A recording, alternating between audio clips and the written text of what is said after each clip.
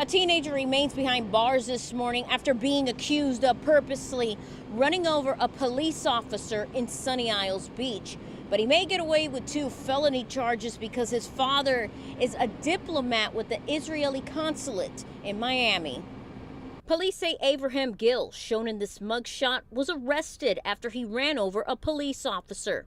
According to Sunny Isles Beach Police, it happened over the weekend.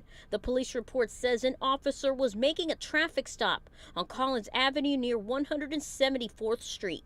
The officer reportedly spotted Gill on a motorcycle weaving in and out of traffic and gave him, quote, loud verbal lawful commands to stop. The officer claiming not only did Gill ignore him, he says the young man on the motorcycle, quote, intentionally ran him over. The police officer survived, but detectives say he has a severe leg injury.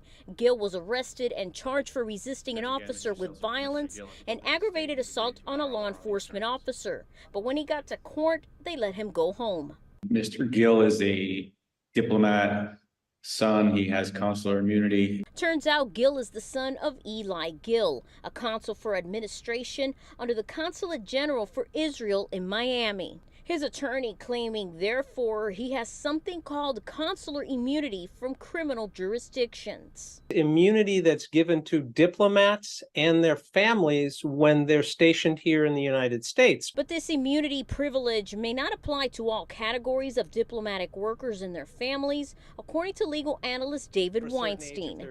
Diplomatic immunity is not given to people who are called consular officials. And those are people who are not the head diplomatic agent of a foreign country here in the United States. So there is a distinction.